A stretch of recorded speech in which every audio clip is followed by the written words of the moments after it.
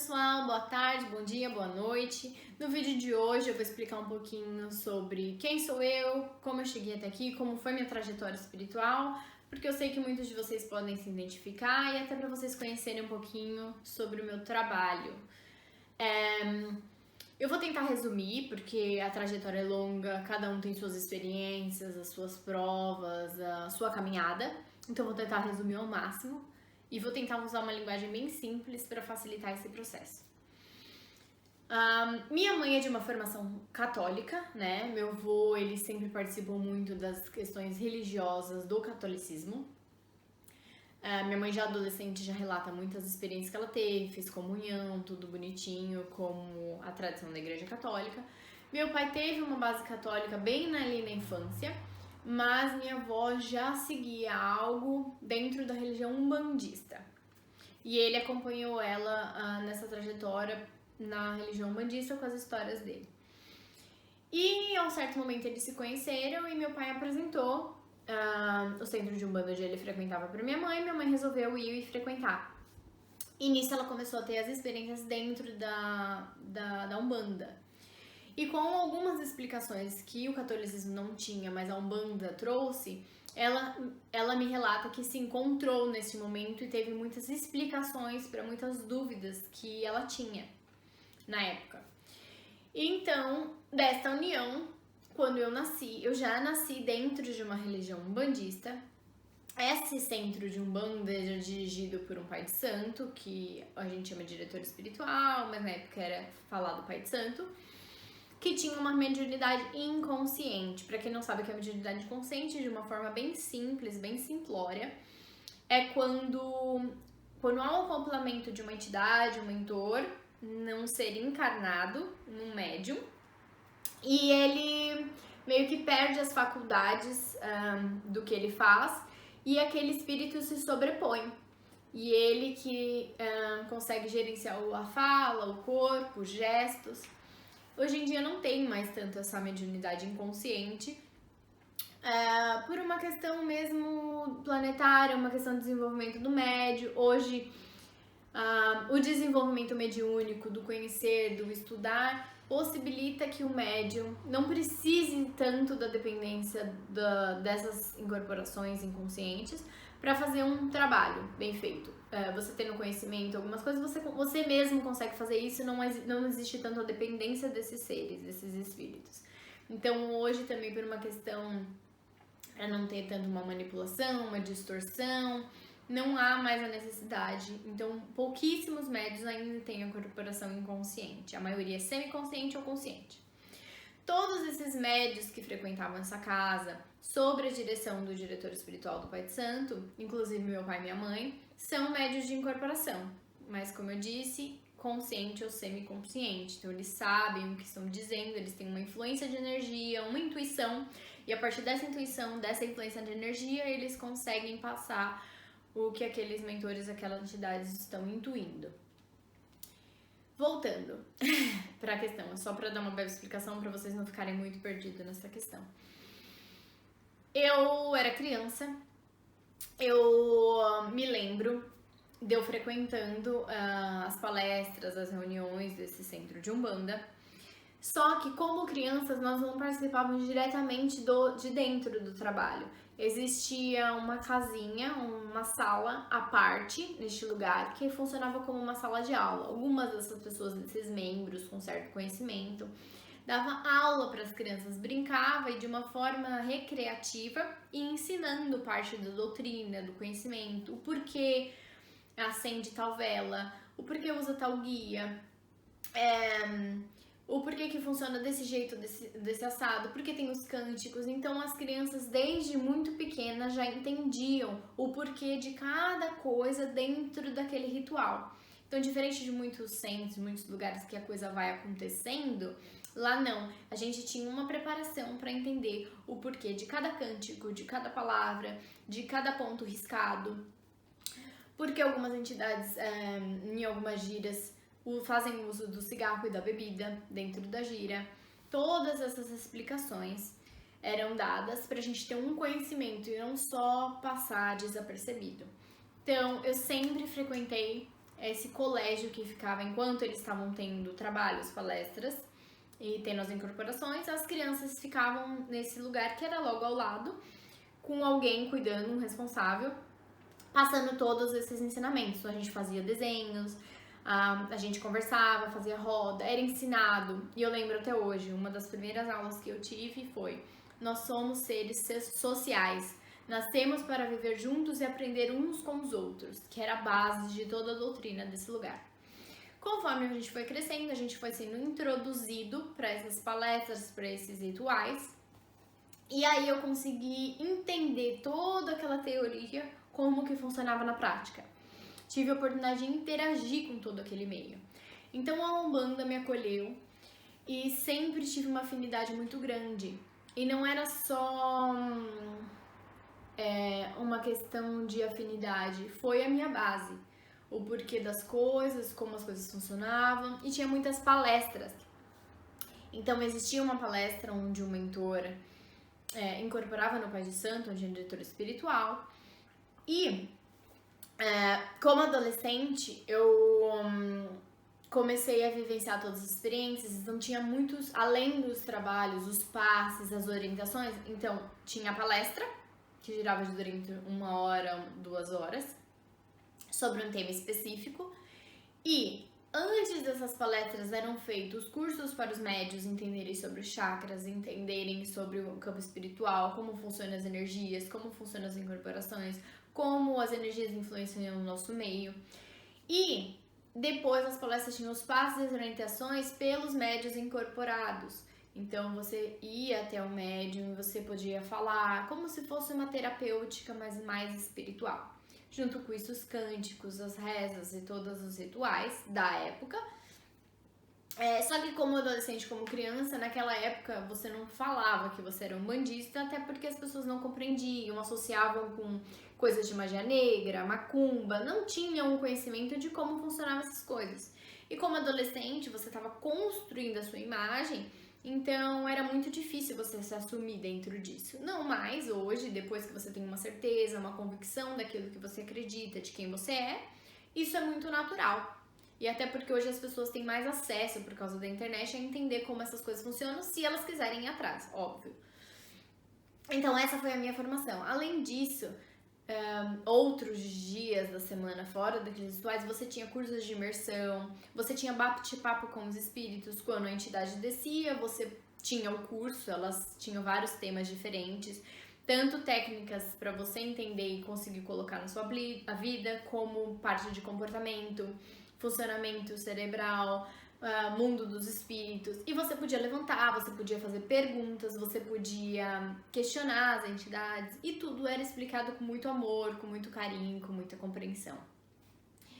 Então, desde adolescente, mais de 20 anos atrás, eu tive a imersão com todo esse conhecimento, com essa proximidade com esses espíritos que a gente fala como se fosse uma coisa muito longe, mas pra mim é tratado como algo muito natural, como se fosse o meu amigo, o meu orientador, só que num outro plano. Então, pra mim isso é muito natural. Por isso a minha facilidade de lidar com tudo isso. Dentro desse meio tempo, teve vários conflitos dentro da própria religião. Então, quando você ingessa numa religião, você tem rituais, cultos, etc., que você fica fechado naquilo. Tudo que é fora daquilo já esbarra em outra religião, outros conceitos e outros preceitos. Este lugar que eu frequentava, como eu disse, era Umbanda, mas de tempos em tempos ele se modificava, porque o tema principal, o slogan que a gente pode dizer daquele lugar é crescer e evoluir sempre. Para crescer e evoluir sempre, eles também precisavam crescer e evoluir e levar esse lugar para essa evolução.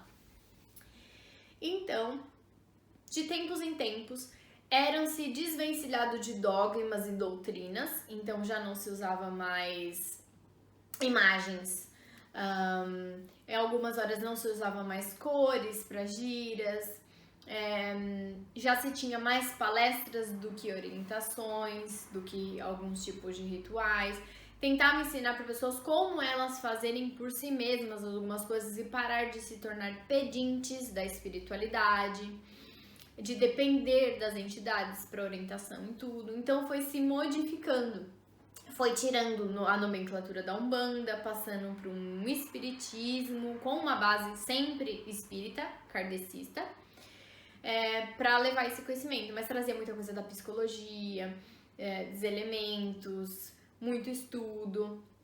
E aí ela foi se transformando aos poucos até se transformar num centro meio que educacional, onde a base era palestras, não existia mais incorporação, a base era estudos e palestras e tratamentos espirituais, orientações, então era meio que uma casa de abrigo e estudos, né, de orientação, de conselhos, de ajuda, de terapias. E as pessoas que sentiam essa afinidade foram se adequando a esse lugar. Muitas pessoas deixaram, porque ainda gostavam da Umbanda, ainda gostavam de alguns rituais, ainda gostavam da vela, ainda gostavam da tabaque, ainda gostavam dos cânticos, e tudo isso foi deixado. As entidades que se apresentavam como preto velhos, como caboclos, já não mais precisavam se apresentar dessa forma, porque eles falaram que essa era uma forma que nós precisávamos. E isso foi se modificando aos poucos e essas energias, esses espíritos se mostravam como mentor X, mentor Y, com nomes das últimas reencarnações. Muita gente não aceitou, não entendeu, não gostava, não se sentiu afinidade e deixou. Sobraram pouquíssimas pessoas que queriam mergulhar somente nos estudos, nas palestras e nas terapias. Eu acabei... Quando eu era adolescente, eu fiz algumas escolhas, porque na verdade, quando eu era adolescente, teve uma palestra, um desses mentores, um guardião que a gente chama, chamou muitos dos adolescentes lá na frente, onde tinha a palestra, e falou: muitos são chamados, poucos são escolhidos. Na época eu não entendia direito o que isso significava. Eu também achava, como muitos de vocês que podem estar me assistindo, podem pensar a mesma coisa, que mediunidade, eles estão me obrigando a trabalhar, eles estão falando que eu tenho que desenvolver minha mediunidade, mas eu não quero incorporar, eu não quero fazer parte disso. E eu achava que era uma obrigação. Então eu sempre tentava sair disso e não pegar responsabilidades dentro desse lugar. Eu fui seguir minha vida. Eu fui fazer faculdade de Direito, tive alguns obstáculos, algumas dificuldades, mas sempre perseguindo mais a minha vida material, seguindo a espiritualidade, fazendo os cursos, mas era algo paralelo, não era algo que eu realmente integrava na minha vida como prioridade. Fui seguindo a faculdade de Direito, me formei, passei por diversos lugares trabalhando dentro do direito, só que sempre esbarrava em todos os meus serviços com assistência social, com a psicologia, com a questão do público em geral, de atender e acolher. E eu achava isso um pouco estranho, porque a maioria das pessoas que faz direito acaba indo pra parte de escritório, fórum, coisas mais burocráticas, E eu não, e eu sempre mergulhada na parte do serviço social, na parte de atendimento ao público, na parte de psicologia, tanto que eu cheguei a me ver num lugar que a grande maioria era psicólogo, só tinha eu de cursos de direito. E assim foi, né? E dentro de tudo isso, chegou uma fase da minha vida que no 5º ano de direito eu comecei a trabalhar no escritório de advocacia, comecei a não me sentir encaixada naquela parte, achava muita burocracia e pouca visão para a pessoa, comecei a sentir falta do público, comecei a sentir falta do contato com as pessoas, de entender os problemas, de ajudar cara a cara. Não, claro que você vai poder ajudar com a advocacia, com o direito, na parte de um processo judicial, alguma coisa do tipo, mas não era exatamente aquilo que eu tava buscando. Começou a gerar uma certa frustração e surgiu meu marido, namorado na época, queria mudar de país. Ele sempre teve o sonho de ir pra fora e eu não, porque eu 5º ano eu tinha tirado a minha OAB, eu ia terminar minha faculdade, eu já estava com a minha OAB. E eu não falei, como assim? Agora que eu fiz 5 anos de direito, tô dentro da área, como assim eu vou sair pra aprender inglês e viver uma outra experiência? Tudo aquilo era uma loucura pra mim. Resumindo tudo isso, já com o vazio que eu tava, que já não fazia mais sentido, não sabia o que fazer, eu ainda estava frequentando esse lugar, essa espiritualidade, fazia sentido pra mim, mas algumas coisas, faltavam algumas coisas que esse lugar já não preenchia mais, já não dava mais, não cabia mais. Eu tava em busca de outras respostas, novas respostas. Só que meu foco era sempre a parte mais material. Quando eu resolvi ir com meu marido, aceitar isso, essa proposta que ele fez para ir para um outro país, ele me apresentou a Austrália e falou, a gente vai ver como que vai ser, vamos ficar lá 6 meses aprendendo inglês e ver como que vai ser tudo isso. Quando a gente chegou aqui, foram muitos desafios no meio de tudo isso, enfim. Quando nós chegamos aqui, nós nos apaixonamos por esse lugar, pelo estilo de vida, apesar de ter sido muito, muito difícil no começo, todos os desafios, que é uma história à parte, nós nos apaixonamos e nós queríamos ficar. Então a gente já fez um planejamento desde o começo para ficar aqui, para pegar a residência, para morar aqui definitivamente. E dentro desse processo, sempre com foco em vistos, em focos em trabalhar, em se aprimorar e aprender o inglês, com 0 inglês aqui. Passou um tempo muito dedicada só a isso.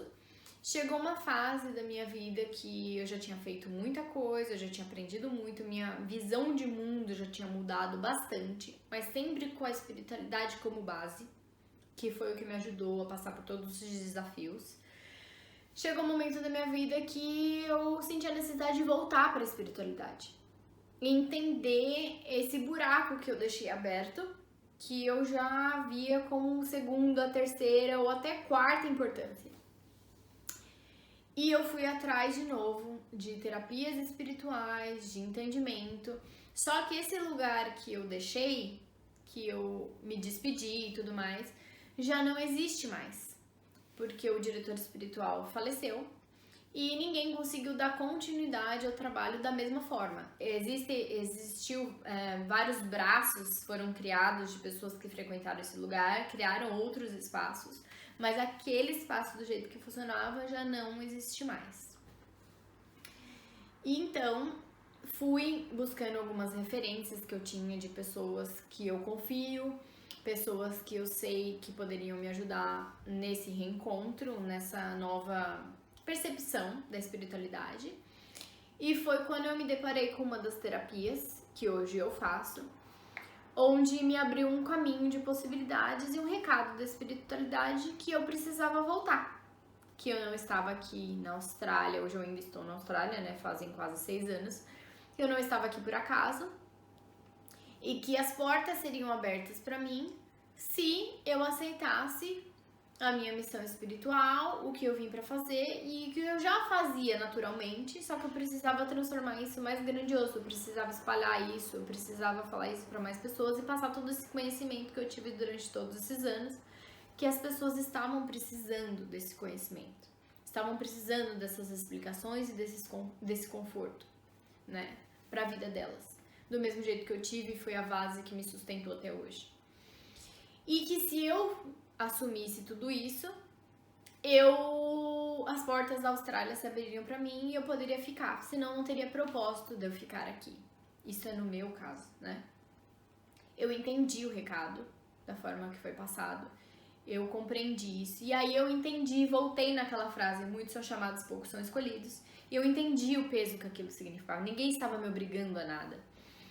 Eu construí o meu corpo, eu construí a minha estrutura, toda a minha vida foi estruturada para mim ter esse aprendizado.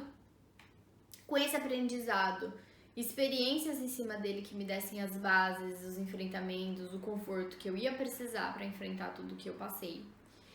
E para ajudar as pessoas que cruzassem o meu caminho com essas mesmas informações, com esse mesmo conhecimento, com essas mesmas terapias.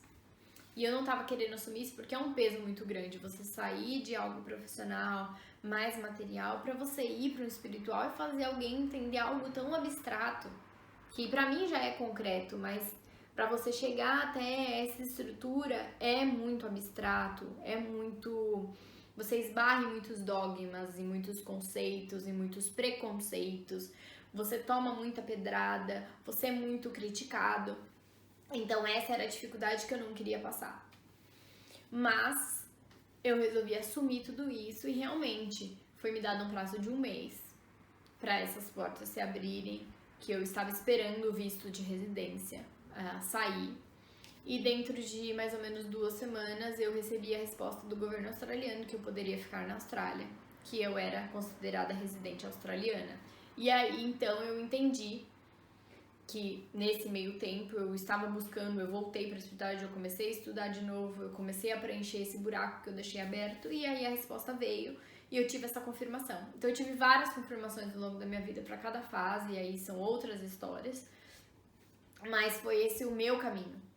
E hoje eu já venho atendendo várias pessoas vêm me procurando, ver o quanto eu mudei, o quantas coisas eu entendi, consegui linkar e agora eu tô tentando passar tudo isso pra todo mundo que tá aí, né? Então, essa é mais ou menos a minha história. Depois disso, eu fiz muitos outros cursos, procurei me aprimorar muito mais, procurei ler, procurei entender muitas coisas.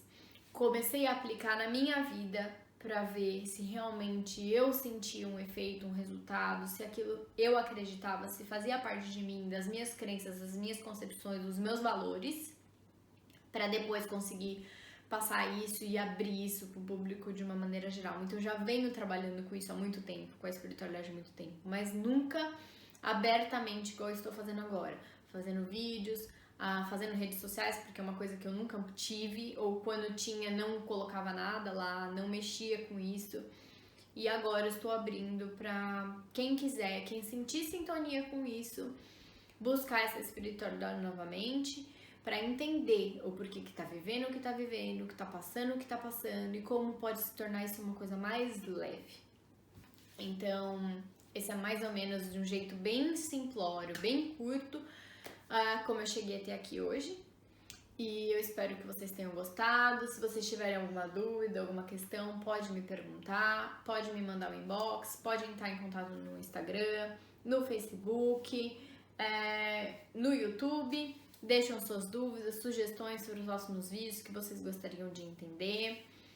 E eu tô aqui para tentar esclarecer um pouquinho que esse mundo espiritual funciona, como ele é aplicável na sua vida e como ele pode te ajudar a construir bases mais fortes para enfrentar o que você precisa, para passar pelo que você precisa passar, para viver uma vida mais alegre, mais feliz e entender que a espiritualidade não tem nada a ver com religião. Já passei por diversas religiões, estudei todas elas. Hoje eu não sou mais umbandista, não sou mais espírita, não tenho vínculo com nenhuma religião. Respeito todas, mas acho que todas elas têm a sua verdade, estão falando a mesma coisa, só que com linguagens diferentes. E aí pode ser que dê um nó na cabeça das pessoas. E a minha ideia aqui é explicar de todas as maneiras para desfazer esses nós e conectar todos e tudo. Porque tudo que existe é uma coisa só. Muito obrigada. Boa tarde, bom dia ou boa noite onde você estiver. Espero que você tenha gostado. Se você gostou, deixa um joinha aqui embaixo e ativa o sininho para as notificações. Até a próxima!